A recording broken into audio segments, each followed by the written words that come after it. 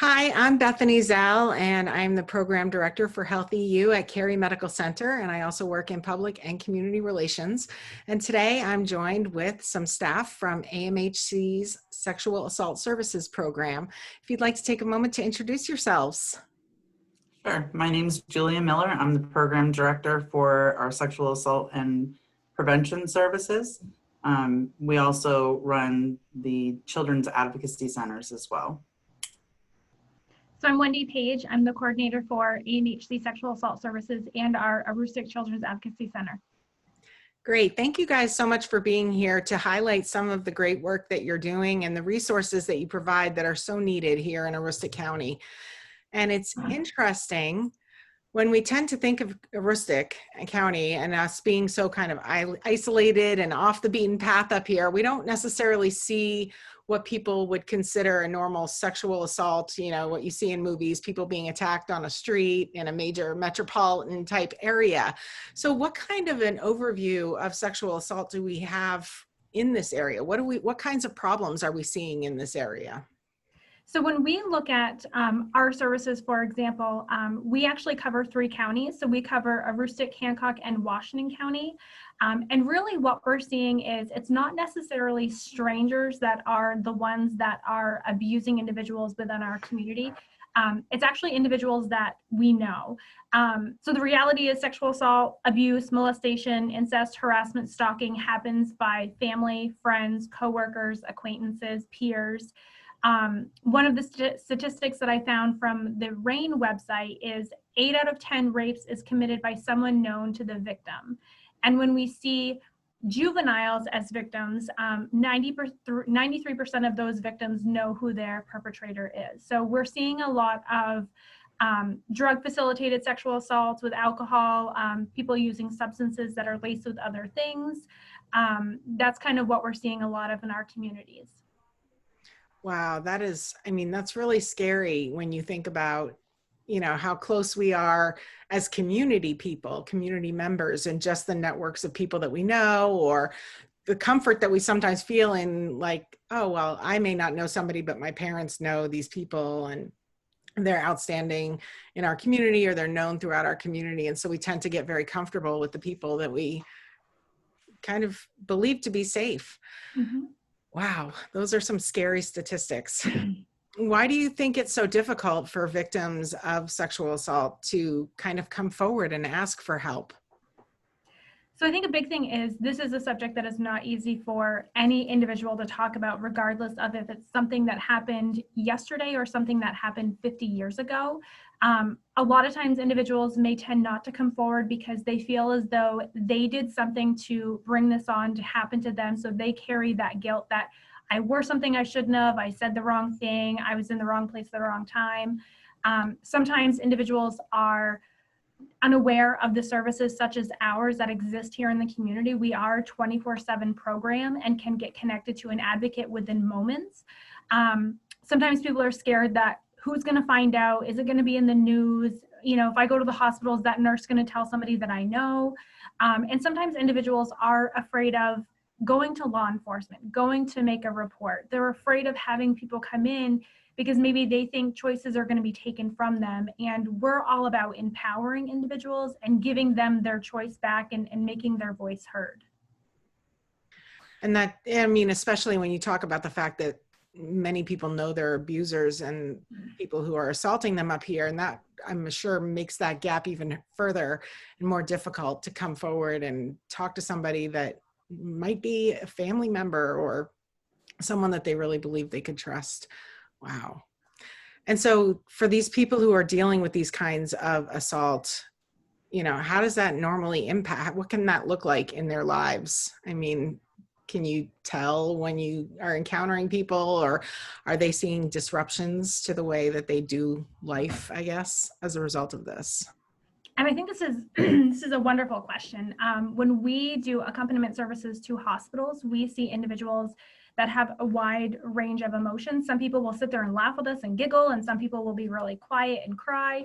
But each person handles their trauma differently. And it impacts them differently. So some people may develop anxiety, or they want to isolate from other individuals, or they're fearful of going to certain places.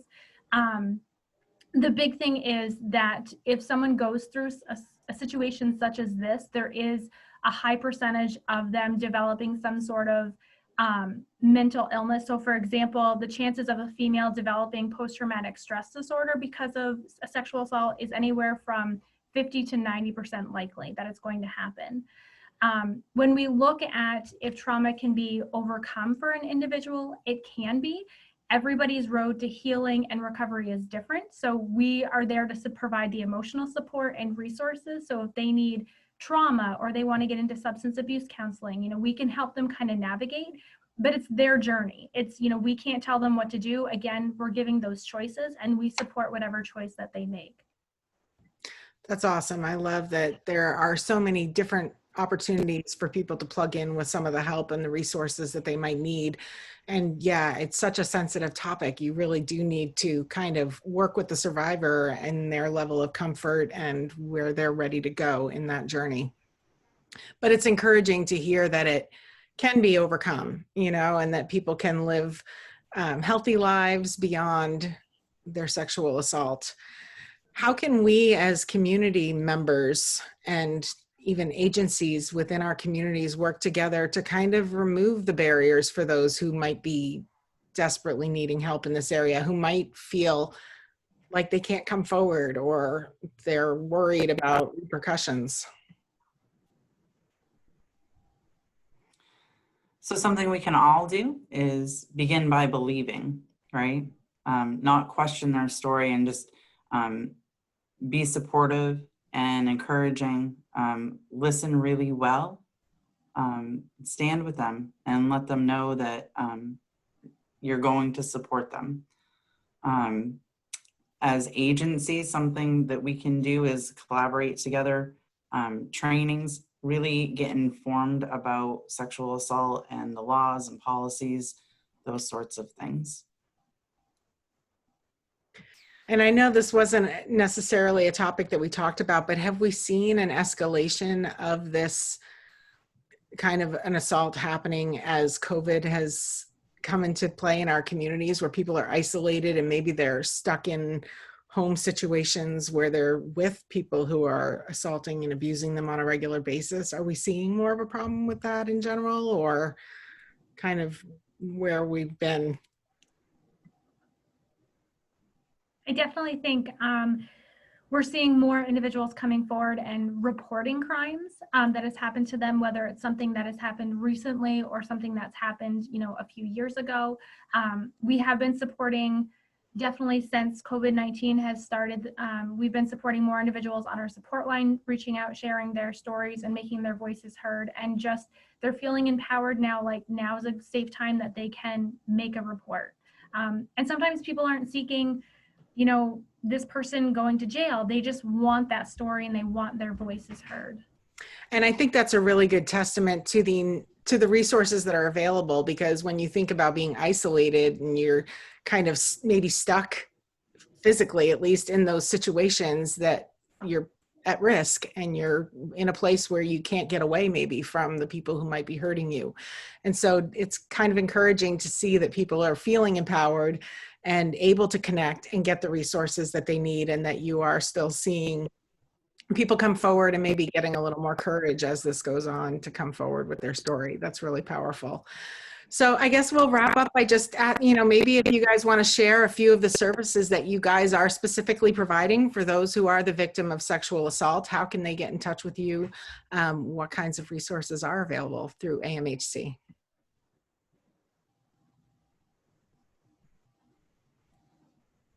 So we have 24/7 hotline. We do hospital accompaniment, legal accompaniment. We also help survivors with protection orders, and we also do referrals as well. Wonderful. I appreciate it. And I thank you, ladies, for all that you're doing in our communities to keep people safe, to help them get the resources they need, and, you know, for working with people on such a sensitive issue, but something that is definitely hard to talk about, but I'm so thankful that there are agencies like yours that are available to help people who are struggling. So thank you for your time. Thank you. Thank you.